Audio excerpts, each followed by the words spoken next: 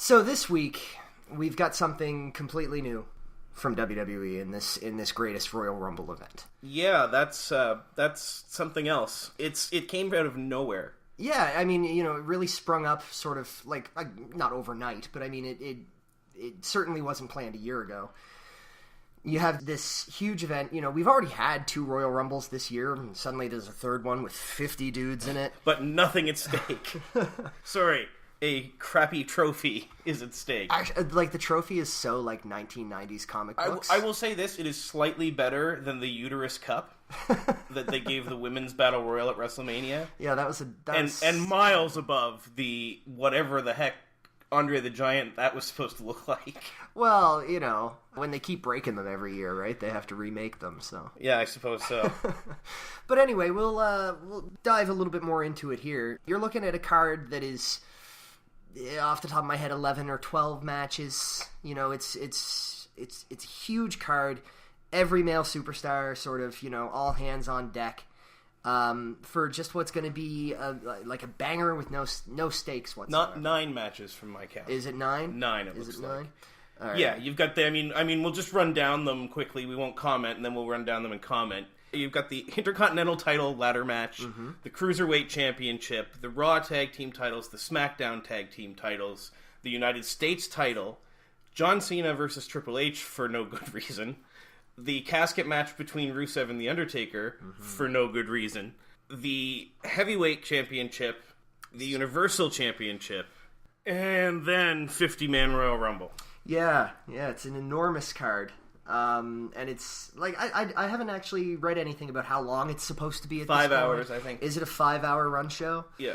That's going to be a treat. That's going to be that sounded catty, but it's going to be a treat. It's going to be a good show. It's going to be interesting, and I'm going to be watching, so it's going to be a good time. That being said, let's go through and talk about the matches a little bit, because there's a lot that I'm excited about, and some that I don't care. What I am excited about is the first match we're going to talk about. That's that Intercontinental title ladder match. Samoa Joe, Seth Rollins, The Miz, and Finn Balor. As far as I'm concerned, you're looking at 4 of the best workers in the company right there. I mean, that's a guaranteed, good time. Yeah, it's hard to think that they're going to do any worse than they did at WrestleMania by adding Samoa Joe into the mix and putting ladders on. Yeah, well, it's not even that, I don't even get that sensation of, they're recycling another match. I did it first, but now that Joe's been added into the build as well as more than just the match announcement, Joe is just such a treat to watch. It's going to be a fun match one way or the other. The thing is, I feel like this is one of the matches of a couple on this card that have been ruined by the superstar shakeup that happened. I hate the term superstar shakeup, by the way. But the superstar shakeup that happened messed with this match, because unless they're going to do something like switch both brands' titles, so the U.S. Championship and the Intercontinental Championship, there's only a 50-50 chance, only 50% of the guys in this match have a chance of winning it. Yeah, I mean, I think of this match as going on first because I think this is, first of all, they love opening with ladder matches. But I think it's going to go first because I think they'll probably, my straight up prediction is that the Balor's going to walk away with it. They're going to take the belt off of Rollins and put it onto Balor, which is staying on Raw, just to give the impression that anything can happen on the show, but I don't think. But then it doesn't, because then if that happens, then you know who's going to win the U.S. title. Well, yeah, that's a good point, I guess. Yeah. Right? There's no way out of this that makes any sense. Well, exactly. And how do you switch the belts without completely hey, Jeff Hardy was there for a hot minute. Well, you know what exactly. I mean? Yeah, it's going to be interesting how they deal with it, which I think is a term we're going to be using a lot over the next 40 minutes or so. Yeah, I'd say. So who do you think's going to win? I know I just said that I think that Balor situation is going to go down. But, I mean, Rollins retaining is really the only option that makes any sense to me. If they do want to switch the titles, if they do want to throw the IC over to the other brand, I think Joe or of course, Miz is the way to go. But yeah, I think it's time to give Joe something. Yes. So if they're going to go that way, they should really give him that belt. I also don't see Samoa Joe competing for the U.S. title for some reason. I think in my mind the U.S. title is worth less than the Intercontinental title. There's something about the IC belt. There's something about the Intercontinental Championship, and I think it all goes back to like Skydome, Ultimate Warrior, holding that belt. I think there's something about it that's just... Yeah, that whole history is just something else. And like, I didn't grow up a WCW guy, right? So the US title doesn't necessarily have the same resonance. So we think the Intercontinental title match is going to be the first one up on the card. That's both of our predictions. They're going to want to start big, and they're going to want to get this question of... Because they're aware of the situation with the U.S. title as well. They're going to want to get that started, because that's going to be one of the storylines that plays through the event. That said, the next match we think is going to come out is going to be the Cruiserweights. Obviously, if they do actually format it like a pay-per-view... If there's a pre-show, they're going to be on it. Is that what you're saying? Yes, the Cruiserweights are going to be on the pre-show if there's a pre-show, but if there's no pre-show, I would love to see, you have that high-energy, high-impact first match, the Fatal 4-Way. I don't think there's a better way to keep the crowd amped than to bring out Cedric Alexander and his recently revealed opponent, Kalisto. Because everyone cares so much about Kalisto. It's another face fight. It's all we seem to be getting in the Cruiserweight division right now, and I'm not quite sure why they think they're only, like... Drew Gulak in that gauntlet match last night on 205, man. Drew Gulak, he's the man. Yeah, Gulak's been impressing me. He was impressing me back in the Enzo days, and post-Amore, he's improved. He's just improved that much more, sort of after he was given that kick in the butt by Drake Maverick. Yeah. Drake Maverick. Which, by the way, is he hurt or something? Like, why is he not wrestling? I don't know. I wouldn't be able to tell you, man. I remember it being a big deal when WWE acquired him. Rockstar Spud, if you don't know, of TNA. He was a big deal, and then they were like, hey, he's the GM of 205 Live. Surprise. It's just kind of how it went down. Yeah, I almost expected sort of him to interject himself somehow into the gauntlet match, and at some point that's what's going to happen. He's going to... Yeah, like he'll tear the mask off, and he just... I thought they might do it for this event. Time. In fact, the one person I wouldn't have guessed was going to win that gauntlet match was Kalisto. Well, yeah, because it was so... I mean, I guess Lucha House Party is what the faction's calling themselves. Yeah, and they get some decent screen time and stuff. I like myself, I would have rather seen like a Gulak. I would have rather seen like an Itami.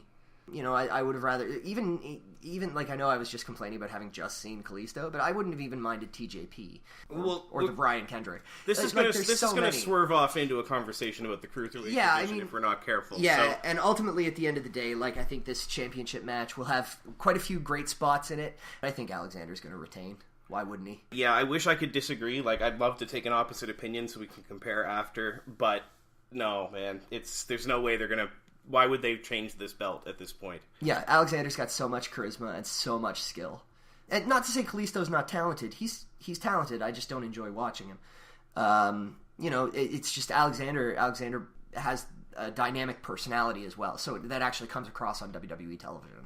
So it's interesting to see where they'll go with him as champ. There. Yes, we've spent more time on the Cruiserweights than I bet they're going to at the event. Surprising, right? Yeah. So... Next up, we're going to say Raw Tag Team. Yeah, Raw Tag Team. So these belts, this is another one of the matches that has been just absolutely ruined by the Superstar telegraph. Now, they did on SmackDown, the Bar did come out and say, there was like a throwaway segment in the back where the Bar said, oh, we're going to go back to Raw because we're going to win the championship. Oh, okay. Well, if that's the understanding, I mean, But they haven't, nothing has officially been said at any point, which is bizarre. In any case... I don't see how you don't give this to Matt Hardy and Bray Wyatt. The Deleters of Worlds. I think it's just Deleter of Worlds. That's even which makes better. It even... That's even better. They just turn into like the Transformers that came together to become bigger Transformers. I dig the pairing.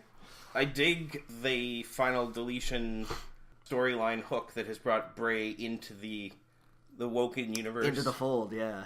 I even like the dynamic, this whole yin and yang, dark and light thing they've got going on.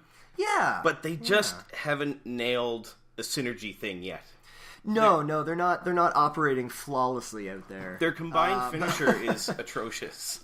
But you know what? Like the infectiousness of the energy of the characters is it's too much. Now I do love when one of their opponents does a good move or something, and wonderful. It fills my heart with joy.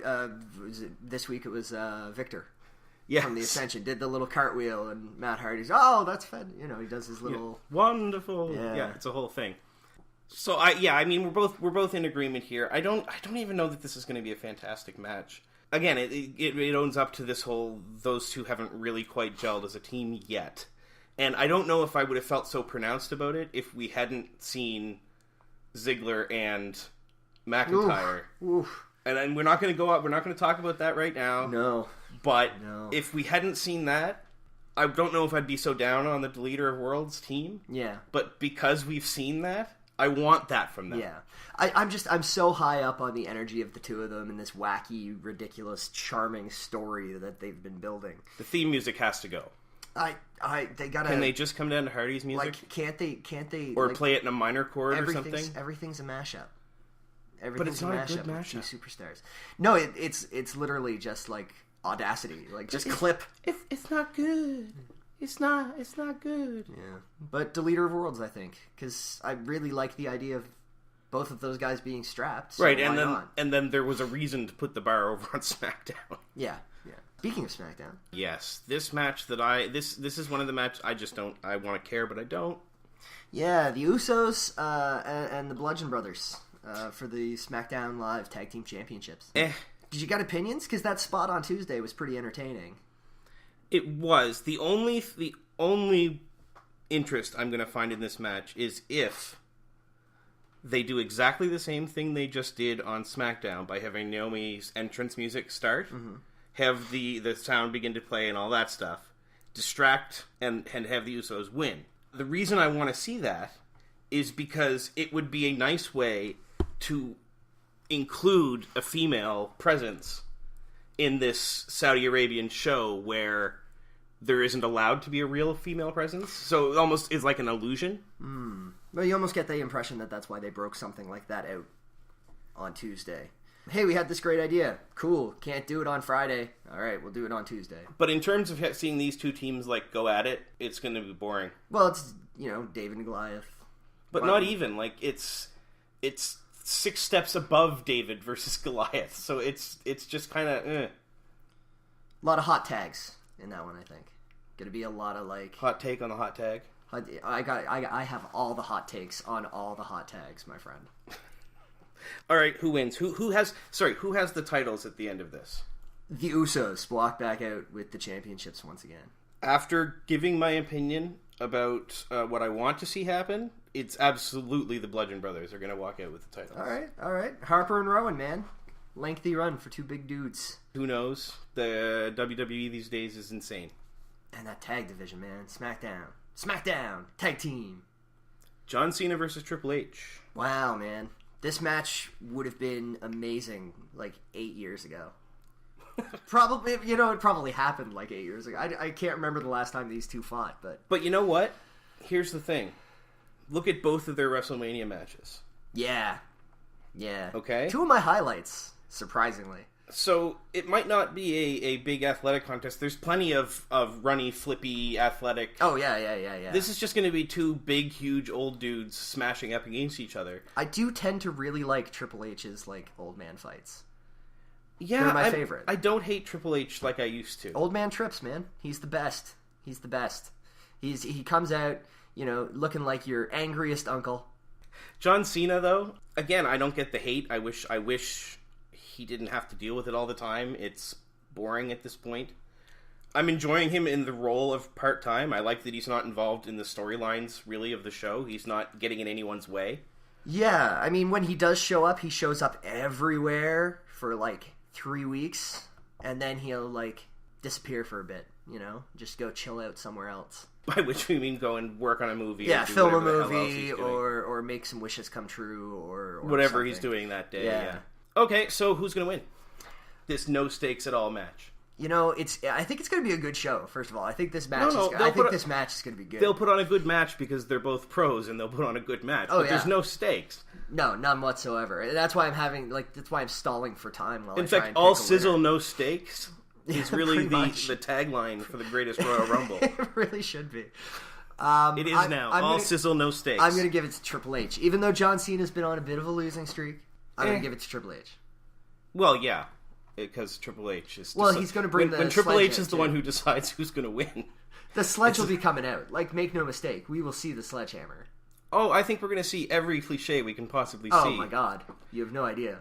Then we get to another match that, again, I don't... Yeah, these telegraphed finishes with the title matches are kind of rough. Boy, oh boy. Jeff Hardy versus Jinder Mahal. The match nobody asked for. But you know what? Like, it's going to be good. I know your opinions on Jinder. I like Jinder Mahal, man. He can throw. It's not that I don't like Jinder Mahal necessarily. I don't like what they've done with him recently. They have done a decent job of building him up to be credible. Like I see Mahal versus Hardy. When I think about the way they both wrestle and sort of Hardy's I'm still amped but not really style right now, I don't know. No, but Jeff Hardy and Jinder Mahal, they fought on SmackDown last week, didn't they? On the Superstar Shakeup show? Or Raw? I thought they did. I thought we've seen Jinder versus Jeff recently. Well, yeah. When Jeff won the United States title. Yeah, that's what I thought. That's what I thought. Hello, how are you? I'm getting lost in the Bobby Roodes and the Randy Ortons of the world. I would have been okay if they'd added Randy Orton to this match. I would have liked to have seen Bobby Roode. So I don't care about Bobby Roode anymore. It seems like they might be looking to turn him a bit more heely. Good. Which I'd like to see, but until they do something new with his character, I don't care. Yeah, Bobby Roode as a heel is I find him a lot more charming. His storyline with Charlotte that they just dropped though would have been okay. Like the mix from the mixed match challenge that did kind of cross over into the main storyline. Yeah, there were a couple really neat things to come out of the mixed match challenge that all kind of got dropped. I would have been totally okay with the Road Warriors. Well, and there was a lot of really cute stuff coming out of Team Little Big too. I'm not sure if you saw that. Oh no, they were adorable. They were adorable. Okay, we have to stop this. This is a tangent, and I've started it, and I'm putting it in. It is an ultra tangent. So who's walking out U.S. champ? I don't care. Who's flying back to the U.S. with Jeff Hardy? Cartoonish belt. Jeff Hardy. Jeff Hardy? Master Jeffrey Hardy? Yes, otherwise what was the point? Exactly. Although I do like the idea of the belt on Jinder. I do. I said it. Eventually. Yeah, I agree. It's a good title for him. From a match I don't care about that actually has stakes and reasons to a match I do care about that has absolutely no stakes or reasons. The casket match between The Undertaker and Rusev. Oh man. What a saga. What a saga this has turned into. It's you Rusev. Mean because it was Rusev, Jericho, Rusev? Rusev, Jericho, Rusev. Triple threat casket match. The three of them. Here's like, all of my money. It's like that's... but the thing is, that's the entire build-up to this match, is the fact that they switched who The Undertaker was facing once. Do you think, or do you think this was just there hasn't been any build to this at all. There's no reason for them to be fighting in a casket match. No, there's no reason whatsoever. That long-seated feud between The Undertaker and Rusev that needs to get blown off in a casket match. This is going to be fun. Make no mistake, this is going to be fun. English is going to be in on it. Like, there's going to be some shenanigans. It reminds me of the time... Do you remember when we were kids? We went to a house show here in Halifax, and The Undertaker was supposed to fight against, like, the Ultimate Warrior or somebody, like, important, like, at the time, in a casket match, like, whoever he was feuding with.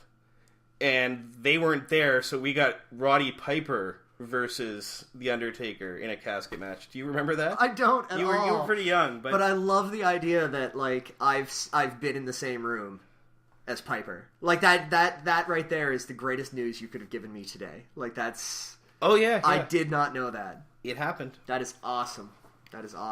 Never seen a whole lot of live WWE, you and I. Well, we live in Halifax. Touche.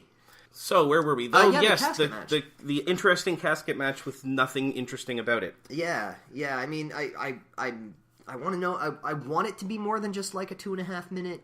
How does this help anybody? How does this help Rusev in any way? Because you can't have The Undertaker lose. You can't, and which means that Rusev is going to lose. You can't have The Undertaker in a long match, which means the Rusev is going to lose quickly. Yeah. Shenanigans. And they're going to involve English. You think English is going to turn on him? No. English? No. Biting the hand that feeds would be a bad call for him right now. He's so, like, oh my... I want English to be Rusev's minstrel forever. Like, English is the bard. Yeah, it reminds me of The Knight's Tale. Right. A Knight's Tale that Heath Ledger's... One of Heath Ledger's early movies where he had Chaucer, Geoffrey Chaucer. Yeah, Paul Bettany. Yes, as his announcer, which was very funny. He rapped this week on SmackDown, man. Aiden English bringing bars to SmackDown Live. You make me sad. I loved it so much. Who's gonna win? The casket match? Yeah. Is that a real question? No. So the real question is, how does Rusev lose? How does it happen? I'm trying to think of a scenario in which he wins. And here's the scenario I have. Kane. They're trying to get. They're not gonna use the Undertaker again until next WrestleMania. So this will be like. This is how he usually goes away. He gets buried alive or casketed or whatever. Oh, that's true. It is always big and dramatic. So my guess is there will be shenanigans. Someone's gonna come in and help, or a number of people are gonna come in and help Rusev. Or something. Something is gonna happen that puts the Undertaker in dire straits, and then he's gonna get casketed away. Well, that would be like, I want it to be Kane immediately. Really? Yes, 100%. Because Undertaker's last feud should be with Kane. Or surprise Aleister Black call up. Don't tease my soul, my darkened soul. It's not going to happen. No, there's God, no way. no. We have any. I love Aleister Black. Anyway, Kane would be my first choice because like Kane. And The Undertaker, they've been tied together since Kane was brought in. You know what I mean? Brothers of destruction and enemies many, many, many times. And why? Yeah, what better way to retire both of them? You're Okay. We got 3 matches left to talk about here for Friday's Greatest Royal Rumble event in Saudi Arabia. 3 more. Then 2 good ones and one that I don't understand. So, the Heavyweight Championship, Shinsuke Nakamura. Yeah. And versus AJ Styles. Round 2. Dose. Yeah. Second meeting. Yeah. First of all, let me say that I cannot strongly enough tell you how much I love Nakamura in this new heel persona. He's awesome at it. His acting skills are ridiculous. That new theme song is one of the coolest things I've ever heard in my life. Yeah, that new music's great. Taking violin music and putting Japanese rap over top of it. Sorry. Taking violin music, rocking it up, then putting Japanese rap on top of it. Oh, mwah! And Graves, the master man on commentary. Oh, he added lyrics so that because he hated the universe singing along. And that's why they're in Japanese. Graves, best thing to happen to that commentary booth since Heenan. Yeah, Heenan V2. Yeah, well, Heenan and Ventura. There's a nice mix. Yeah. But we could talk about Corey Graves all day, and we're not going to do that. We could. He has very little to do with the Greatest Royal Rumble. He'll be calling it. Well, there is that. And I bet you his suit will be nicer than any article of clothing I own. That is 100% guaranteed. Yeah, that's a good bet. But we're talking about AJ Styles and Shinsuke Nakamura. We are. I expect this to be a ridiculously good match. I think that their WrestleMania match didn't really deliver the way people wanted it to, and that's because there wasn't enough of a heated dynamic between them. They did that cutesy face versus face, pat you on the head, I could have hurt you thing, instead of actually hurting each other. This time, I legitimately want to see them rip each other apart. I would hazard to say that this match is the one with the most stakes on the entire card. Hands down, Styles, Nakamura, the success of the event in my mind I don't think hinges the stakes, on this match. I don't think the stakes are around who wins. I think the stakes are around the success of the match. And how far they push each other. And how, like this, there's going to be a lot of story coming out of this. Expect to see Styles Nakamura for a while still. This is going to be a feud that goes for a while. Yeah, I'd really like to see this get mixed in with the Bryan, Cass, Miz thing. And have Bryan in that mix as well at the top. Just because I don't want to see Daniel Bryan get lost in the shuffle. Well, my God, that'd be one hell of a 3-man rivalry. Like, you want to talk about pure, unadulterated ring skill. And then you could still blend in all those other characters, and SmackDown could actually be a cohesive show like Raw used to be, and sort of that feeling of you don't want to miss it because something's going to happen that you're going to need to know about. That feeling is there again. And I think you're starting to see a little bit more warming up to that older style. Yeah, that's probably true. The match itself is going to be an absolute just knock them down, tear their hair out. Yeah, I can't decide what they're going to do, though. Are they going to strap Nakamura this soon after the heel turn? Or are they going to keep it on AJ and keep it... What would be more entertaining? AJ chasing or AJ defending? AJ's been defending a while now. A good AJ chasing story might be fun. AJ's somebody everybody gets behind. And literally everybody in the crowd gets behind him, and his builds to the belts, they're always. And fantastic. I feel like they might maybe be actually doing something with the club this time. When Anderson took the bullet of the Kinshasa, Machine Gun Carl, he's so good. Good lad. So, you can see them getting involved in a long-term feud where he's chasing. Less so if it's when he's defending, it kind of makes him seem more cowardly heelish if he brings his buddies along. Yeah, but if he's got his homies there to ride with him, like I really like that idea. And it's Gallows and Anderson are both so incredibly talented too. But the three of them together is something. You saw it in the main event on SmackDown last night. Like the three of them together is something special. So we're basically in agreement on who we want to win this match. Well, I think we're both in agreement that we would be happy no matter who wins this match, but I think we're also in agreement that they should strap Shinsuke. Yeah, like AJ chasing would be more entertaining than AJ defending is what it comes down to. Yeah, and I think this feud has the ability to go the distance too. Like, you could see this last for quite some time. Speaking of lasting for quite some time. Yeah. Let's talk now about the Universal Championship and the feud between Roman Reigns and Brock Lesnar that I've stopped caring about 3 pay-per-views ago. Well, this time it happens in a steel cage. So there's your difference. So we get to see it with slightly less clarity. Yeah, you get less an obscured view, I believe is the term. Oh, fantastic. That's great. Yeah. Seriously, though, it's...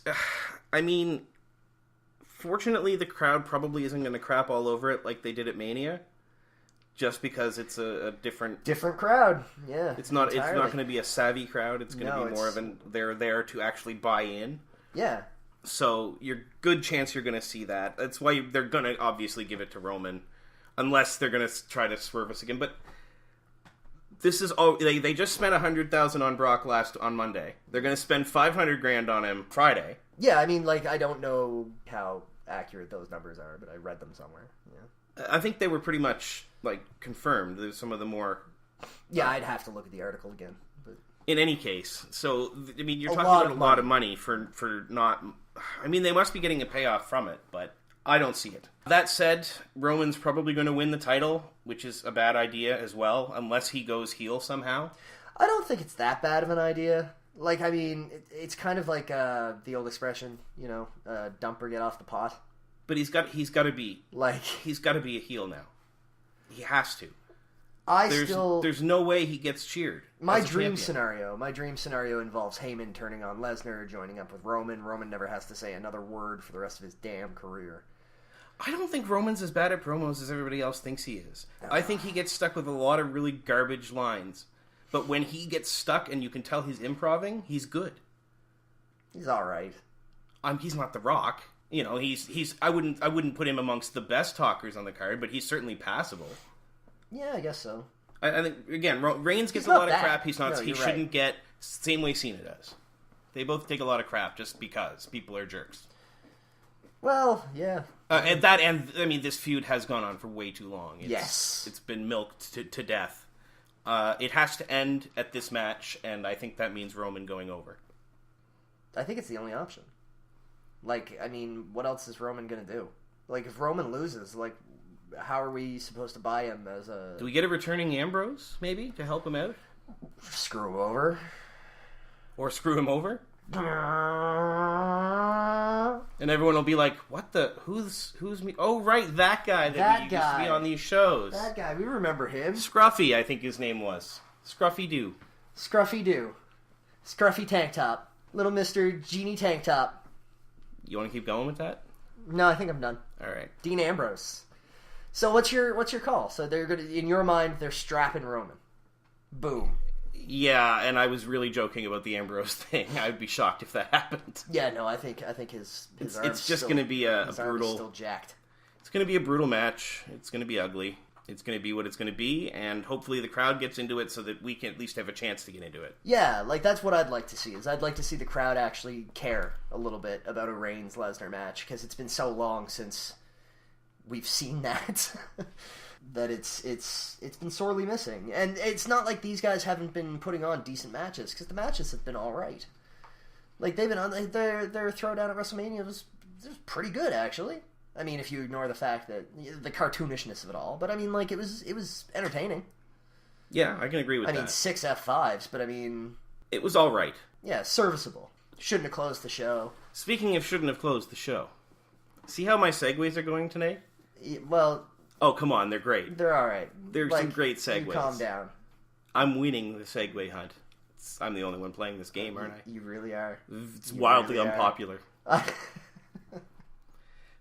Speaking of wildly unpopular, there's your 50-man Royal Rumble. What is the point of this match? Well, John, you throw your opponent over the top rope, and they are eliminated when both feet touch the floor. Yeah, I've heard it. Every 90 seconds, or probably 55 seconds. Do you know how I know? How you know what? The rules of this match? Because we've already seen it 2 times this year? In the last few months, yes. We've seen 2 of them. And I don't... Any other year... 50 guys. And a 50-man Rumble, in Surprise Rumble, Extra Rumble, would have been awesome. It's still going to be a lot of fun. It is, but... But it's 50 guys. Get 50 guys in that ring. I want 50 of them. We don't have 50. Get me 50! I just... There's no stakes to it. No, none whatsoever. There's no build-up. I don't think it's... I can't see it being more entertaining than, like, the Andre the Giant Battle Royal. Yeah, you can't book a Royal Rumble without the Royal Rumble title shot. It doesn't make any sense. Like, that's the stake. That's what makes it the Royal Rumble. This is just a big-ass Battle Royal. And there's been no build to it, really, either. They've barely mentioned that match, let alone what they're going to do with it. And I think if it closes the show, I think it's going to be a real downer. Well, but yeah, I can't see how you don't close the show with it. Well, how do you book that? Who do you give that rub to? Who gets that spot? Who gets that win? And why? Do they enter at 1? Do they enter at 50? Like there's no benefit to it. It's like I'm excited for it because it's going to be the Royal Rumble, and the Royal Rumble's always fun. But why? What, like, how is this gonna shake out? Who are we gonna see coming out winners? Who are gonna come out losers? Will it matter? Who's the one that's gonna step foot in the ring and then get eliminated after less than 5 seconds? Who's gonna enter early and last? So I assume they're gonna reuse long? Everybody from all the other matches too. I think you'd have to. It's gonna be something, and I don't want to complain because this whole card is fantastic.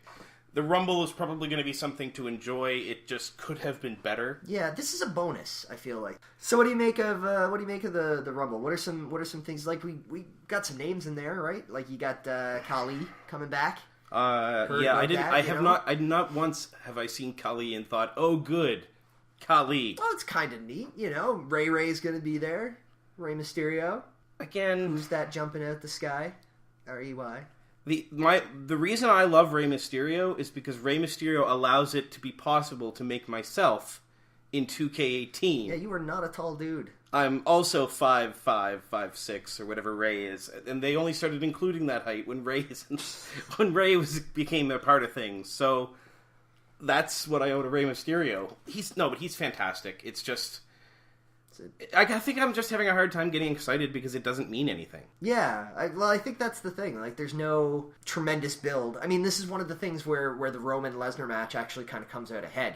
There's so much build already done. You know, the AJ Styles-Nakamura match comes out ahead because there's all this great build.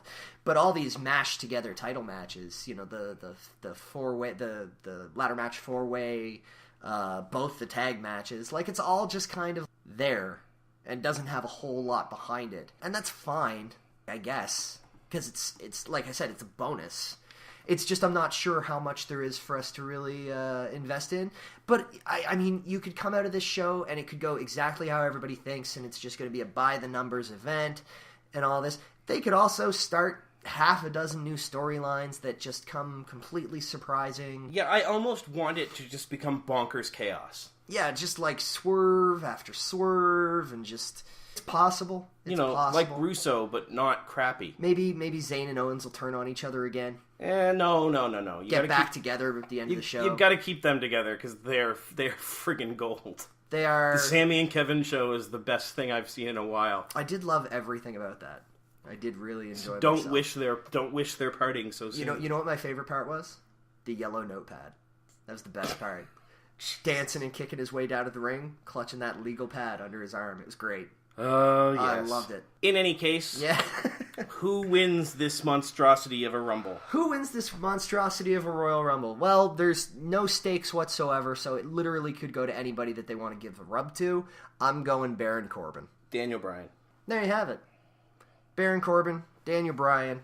Roughly the same in skill and ability. And size. Look.